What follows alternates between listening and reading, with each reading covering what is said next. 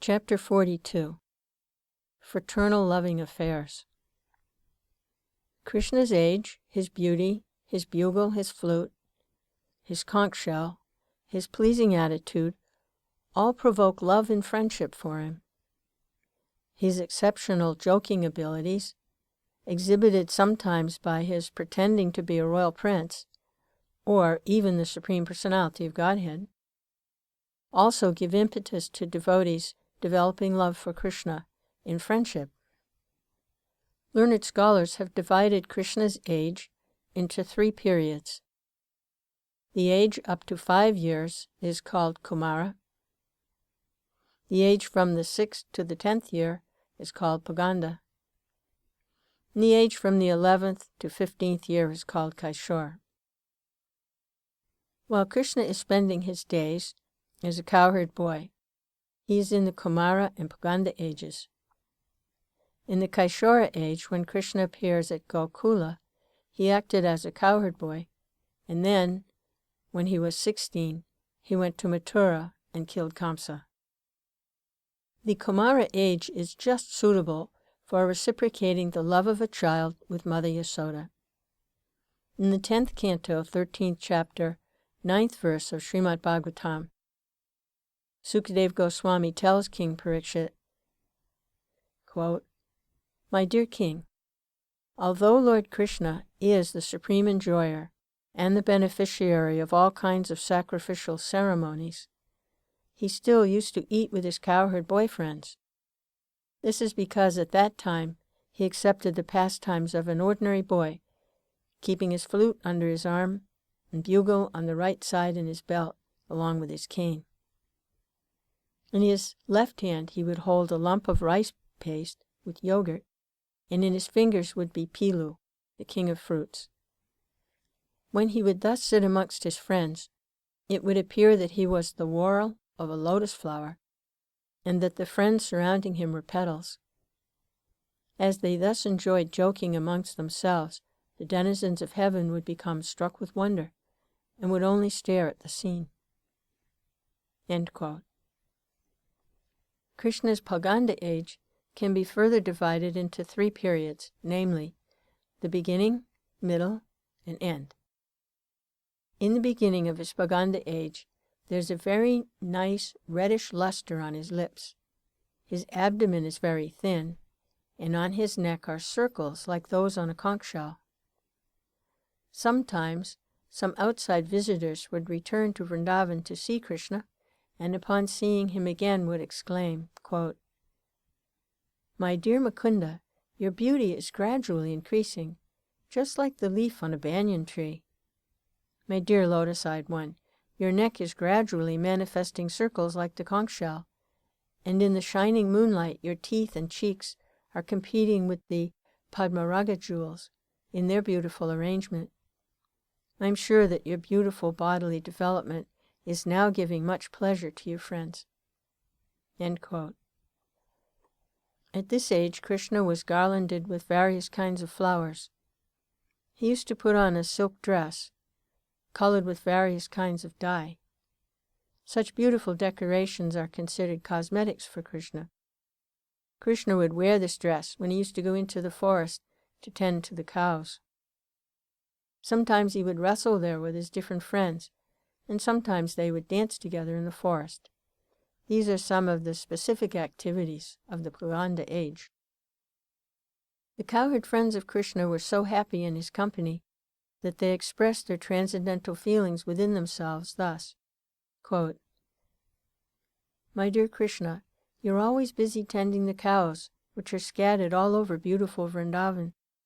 You have a beautiful garland, a small conch shell, a peacock feather on your turban, yellow-colored silk cloth, decorations of Kanakara flowers on your ears, and a Malika flower garland on your chest. Appearing so beautiful, when you pretend, just like an actor, to be fighting with us, you give us unlimited transcendental bliss." End quote. When Krishna is more grown up, in the middle age of Paganda, his nails become finely sharp. His chubby cheeks become lustrous and round. On the 2 sides of his waist, above his belt, There are 3 distinct lines of folded skin called triboli. The cowherd boyfriends of Krishna felt very proud of their association with him. At that time, the tip of his nose defeated the beauty of the sesame flowers. The luster of his cheeks defeated the glow of pearls, and the 2 sides of his body were exquisitely beautiful. In this age, Krishna wore a silk dress that glittered like lightning. His head was decorated with a silk turban covered with gold lace, and in his hand he carried a stick about 56 inches long. And there's a footnote. The footnote reads, "The specific pastimes in this period took place in the forest known as Bandiravan.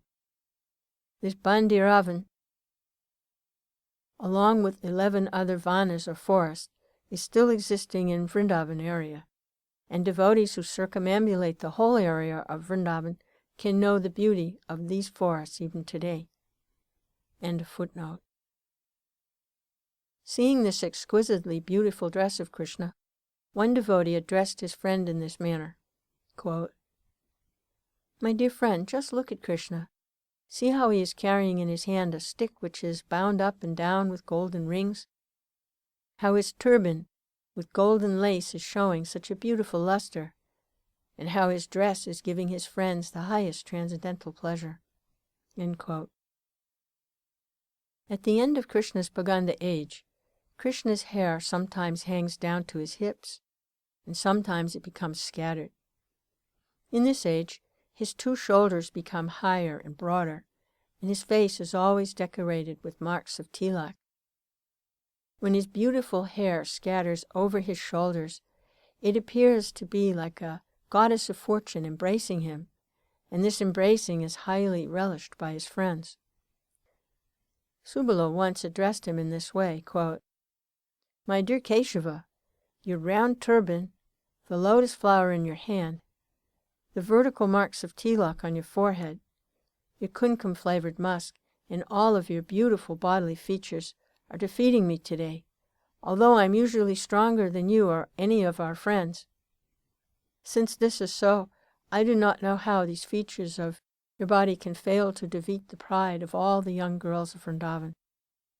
When I am so defeated by this beauty, what chance is there for those who are naturally very simple and flexible?" End quote. At this age, Krishna took pleasure in whispering into the ears of his friends, and the subject of his talks was the beauty of the gopis who were just tarrying before him. Subala once addressed Krishna thus, quote, "My dear Krishna, you're very cunning. You can understand the thoughts of others. Therefore, I'm whispering within your ear that all of these 5 gopis who are most beautiful have been attracted by your dress, and I believe that Cupid has entrusted them with the responsibility of conquering you."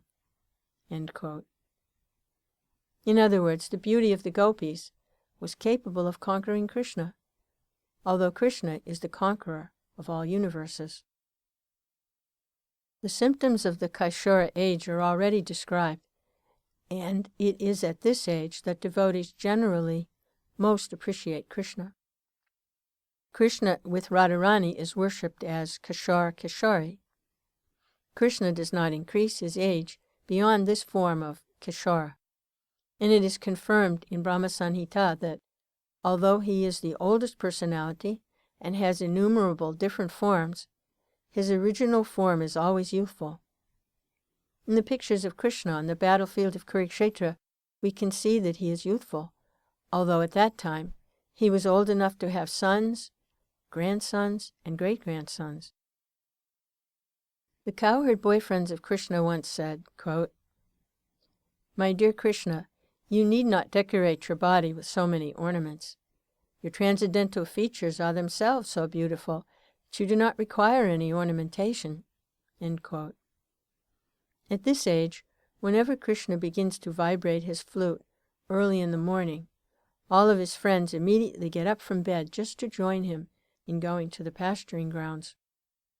One of the friends once said, quote, "My dear cowherd friends, the sound of Krishna's flute from above Govardhan Hill is telling us that we need not go to search him out on the bank of the Yamuna." End quote.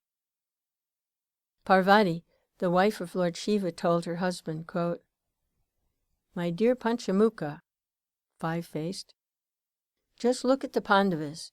After hearing the sound of Krishna's conch shell known as Panchajanya, they've regained their strength, and they're just like lions." End quote. At this age, Krishna once dressed himself up exactly like Radharani, just to create fun amongst his friends. He put on golden earrings, and because he was blackish, he smeared the pulp of kumkum all over his body in order to become as fair as she. By seeing this dress, Krishna's friend Subala became very astonished.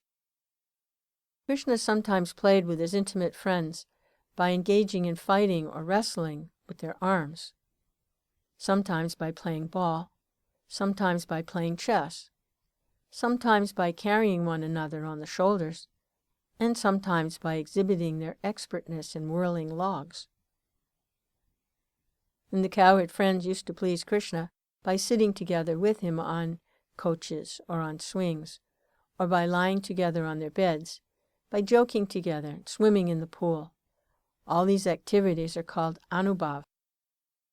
Whenever all the friends would assemble in the company of Krishna, they would immediately engage in all these functions, especially in dancing together. Regarding the wrestling, one friend once asked Krishna, quote, "My dear friend, O killer of the Yaga demon, you are very proudly wandering among your friends, trying to exhibit your arms as very strong. Is it that you are envious of me? I know that you cannot defeat me in wrestling, and I also know that you were sitting idly for a long time because you are hopeless of defeating me." End quote. All the friends were very daring and would risk any difficulty because they were confident that Krishna would help them to be victorious in all adventures. They used to sit together and advise one another what to do, sometimes inducing one another to be engaged in welfare work.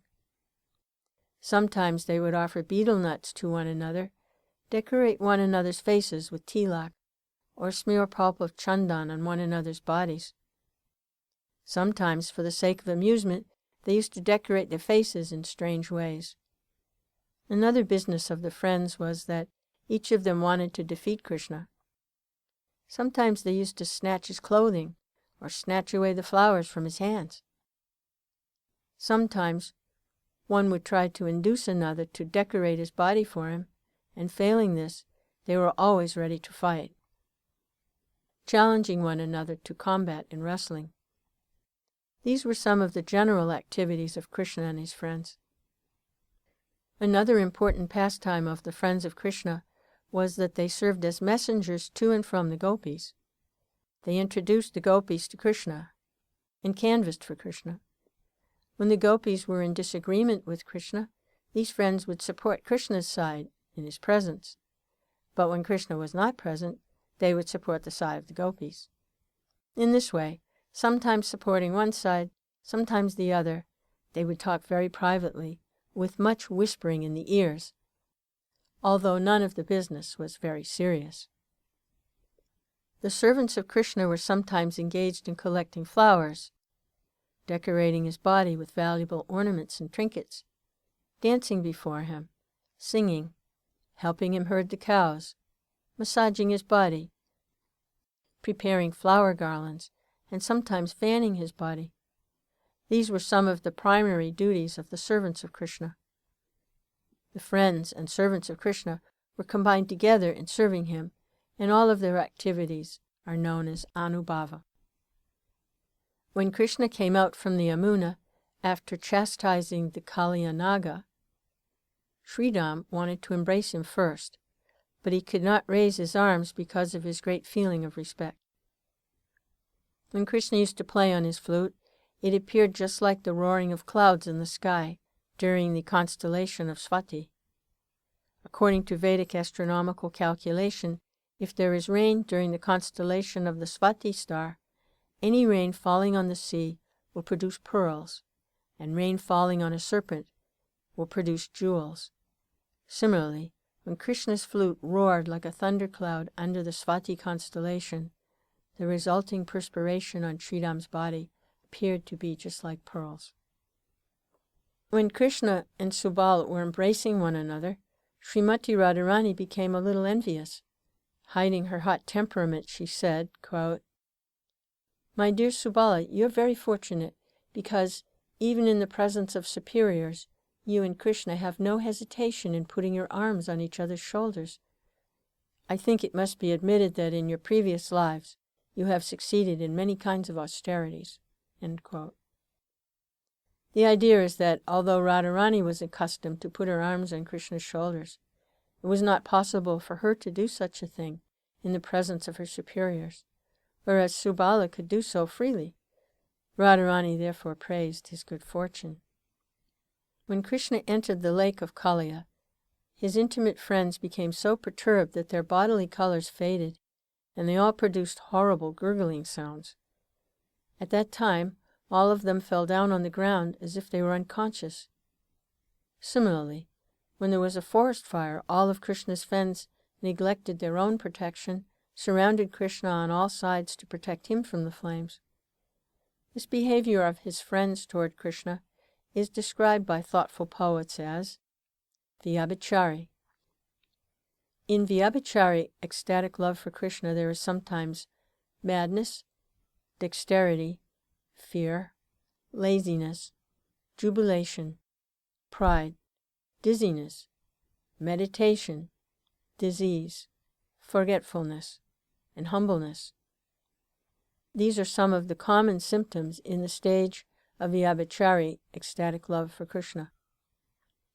When there are dealings between Krishna and his friends, which are completely devoid of any feelings of respect, and they all treat one another on an equal level, such ecstatic love and friendship is called sthayi.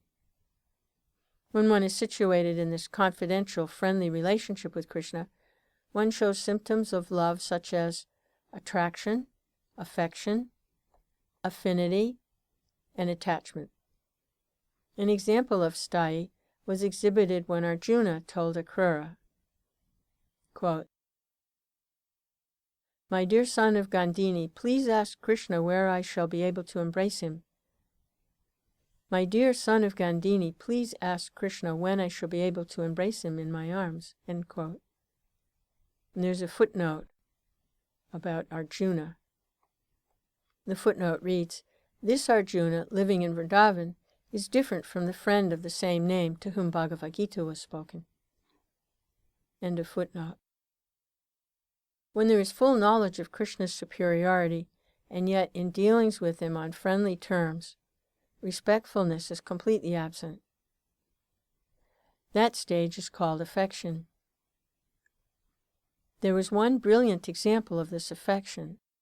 When the gopis, headed by Lord Shiva, were offering respectful prayers to Krishna, describing the glorious opulences of the Lord, Arjuna stood before him with his hand on his shoulders and brushed the dust from his peacock feather. The footnote about Arjuna is that he is not the same Arjuna. This is Arjuna from Vrindavan, and is not the Arjuna from the battlefield of Kurukshetra. When the Pandavas were banished by Duryodhana and forced to live incognito in the forest, no one could trace out where they were staying. At that time, the great sage Narada met Lord Krishna and said, quote, "My dear Mukunda, although you are the Supreme Personality of Godhead, the all-powerful person, by making friendship with you, the Pandavas have become bereft of their legitimate right to the kingdom of the world, and moreover, they're now living in the forest incognito. Sometimes they must work as ordinary laborers in someone else's house. These symptoms appear to be very inauspicious materially, but the beauty is that the Pandavas have not lost their faith and love for you, in spite of all these tribulations. In fact, they're always thinking of you and chanting your name in ecstatic friendship." End quote. Another example of acute affection for Krishna is given in the 10th canto, 15th chapter, 15th verse of Srimad Bhagavatam. In the pasturing ground, Krishna felt a little tired and wanted to take rest, so he lay down on the ground. At that time many cowherd boys assembled there, and with great affection began to sing suitable songs, so that Krishna would rest very nicely. There is a nice example of the friendship between Krishna and Arjuna on the battlefield of Kurukshetra. When the fighting was going on, Asvatthama, the son of Dronacharya, unceremoniously attacked Krishna. Although according to the prevailing rules of chivalry, one's chariot driver should never be attacked by the enemy. But Asvatthama behaved hyenaously in so many ways. He did not hesitate to attack Krishna's body, although Krishna was acting only as a charioteer for Arjuna. When Arjuna saw that Asvatthama was releasing various kinds of arrows to hurt Krishna, he immediately stood in front of Krishna to intercept all of them. At that time, although Arjuna was being harmed by those arrows, he felt an ecstatic love for Krishna, and the arrows appeared to him like showers of flowers. There's another instance of ecstatic love for Krishna and friendship. Once, when a cowherd boy named Vrishabha was collecting flowers from the forest to prepare a garland to be offered to Krishna, the sun reached its zenith, and although the sunshine was scorching hot, Vrishabha felt it as the moonshine. That is the way of rendering transcendental loving service to the Lord. When devotees are put into great difficulties, even like the Pandavas, as described above, they feel all their miserable conditions as great facilities for serving the Lord. Another instance of Arjuna's friendship with Krishna is described by Narada, who reminded Krishna, quote, "When Arjuna was learning the art of shooting arrows, he could not see you for so many days, but when you arrived there, he stopped all his activities and immediately embraced you." End quote. This means that even though Arjuna was engaged in learning about the military art, he had not forgotten Krishna for a moment, and as soon as there was an opportunity to see Krishna, he immediately embraced him. One servant of Krishna named Patri once addressed him like this, quote, "My dear Lord, you protected the cowherd boys from the hunger of the Aghasura demon, and you protected them from the poisonous effects of the Kaliya snake. You also saved them from the fierce forest fire. But I am suffering from your separation, which is more severe than the hunger of Aghasura, the poison of Lake Kaliya, and the burning of the forest fire. So why should you not protect me from the pangs of separation?" End quote. Another friend once told Krishna, quote, "My dear enemy of Kamsa, since you have left us, the heat of separation has become extraordinary. And this heat is felt more severely when we understand that in Bandiravana you are being refreshed by the waves of the cooling river known as Banutanaya, Radharani." End quote. The purport is that when Krishna was engaged with Radharani,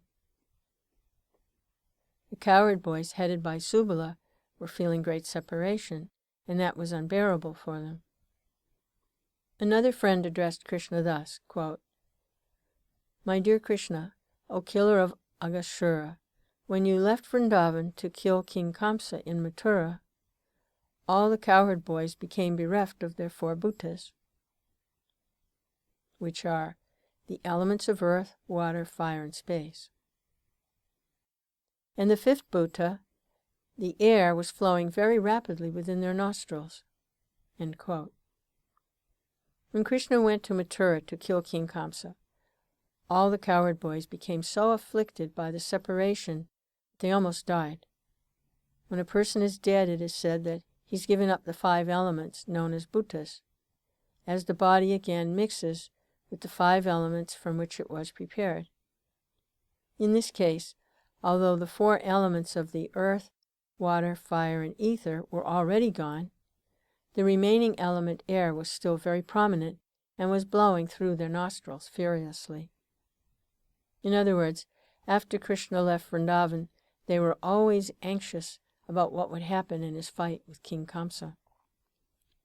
Another friend once informed Krishna, quote, "When one of your friends was feeling much separation from you, there were tears covering his lotus eyes, So the black drones of sleep became discouraged from entering his eyes and left that place." End quote. When there is a lotus flower, the black drones fly into it to collect honey. The eyes of Krishna's friend are compared to the lotus flower. Because they were full of tears, the black drones of sleep could not collect honey from his lotus eyes, and therefore left the place. In other words, because he was too much afflicted, his eyes were full of tears, he could not sleep. This is an example of staying up at night because of separation from Krishna. An example of helplessness is described in the following statement, quote, "Due to Krishna's departure from Vrindavan to Mathura, Krishna's dearest cowherd boys felt as mentally light as possible. They were like fragments of cotton, lighter than the air, and were all floating in the air without any shelter." End quote. In other words, the minds of the cowherd boys became almost vacant on account of Krishna's separation, and they're compared with fragments of cotton floating in the air without any shelter. An example of impatience was also shown by the cowherd boys when Krishna went to Mathura. Out of the sorrow of separation, all these boys forgot to take care of their cowherding and tried to forget all the melodious songs they used to sing in the pasturing ground. At last, they had no desire to live any more, being separated from Krishna.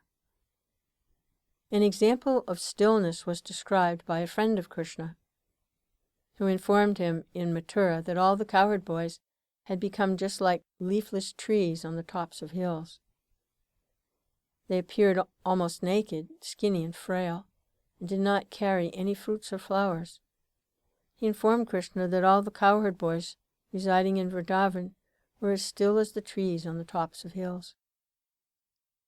Sometimes they felt diseased from their separation from Krishna, and being so greatly disappointed, they were aimlessly wandering on the banks of the Yamuna. There is also an example of madness caused by separation from Krishna. When Krishna was absent from Vrindavan, all the cowherd boys became bewildered, and, having given up all kinds of activities, they appeared to be mad and forgot all their regular business. They were sometimes lying down on the ground, sometimes rolling in the dust, sometimes laughing, sometimes running very swiftly. All of these symptoms gave them the appearance of madmen. One friend of Krishna's criticized him by saying, quote, "My dear Lord, you've become the king of Mathura after killing Kamsa, and that's very good news for us. But at Vrindavan, all the residents have become blind from their continuous crying over your absence. They are all full only of anxieties and are not cheered at all by your becoming the king of Mathura." End quote. Sometimes there were also signs of death caused by separation from Krishna. Once Krishna was told, quote, "My dear enemy of Kamsa, because of their separation from you, the cowherd boys are suffering too much, and they are now lying down in the valleys, breathing only slightly. In order to sympathize with the boys' regrettable condition, even the forest friends, the deer, are shedding tears." End quote. In the Mathura Kanda chapter of Skanda Purana, there is a description of Krishna and Balaram surrounded by all the cowherd boys, always engaged in taking care of the cows and calves. And Krishna was met by Arjuna at the potter's shop in the city of Drupadanagra. Because of the similarity of their bodily features, they made intimate friendship. This is an instance of friendship caused by the attraction of similar bodies. In the 10th canto of Srimad Bhagavatam, 71st chapter, 25th verse, it is stated that when Krishna arrived in the city of Indraprastha, Bhima was so overwhelmed with joy that, with tears in his eyes and a smiling face, he immediately embraced his maternal cousin. Following him were his young brothers Nakula and Sahadev, along with Arjuna, and they all became so overwhelmed at seeing Krishna that with full satisfaction they embraced the Lord, who is known as Achyuta, the Infallible. There's a similar statement about the cowherd boys of Vrindavan. When Krishna was on the battlefield of Kurukshetra, all the cowherd boys came to see him, wearing jeweled earrings in their ears.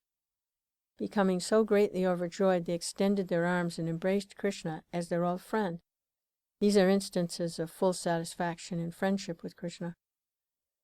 In the 10th canto, 12th chapter, 11th verse of Srimad Bhagavatam, it is stated that even after undergoing severe penances and austerities, and performing the yogic principles, the great mystic yogis can hardly become eligible to achieve the dust of the lotus feet of Krishna. But the same personality of Godhead, Krishna, is easily available to the vision of the residents of Vrindavan. This means there is no comparison to these devotees' great fortune. The friendly relationship of the cowherd boys with Krishna is a particular type of spiritual ecstasy, almost similar to the ecstasy of conjugal love. It is very difficult to explain this ecstasy of loving affairs between the cowherd boys and Krishna. Great expert devotees like Rupa Goswami and others express their astonishment at the inconceivable feelings which are in Krishna and his cowherd boyfriends. This particular type of ecstatic love shared between Krishna and his confidential friends further develops into parental love, and on from there it may develop into conjugal love, the most exalted humor or mellow of ecstatic love between Lord Krishna and his devotees.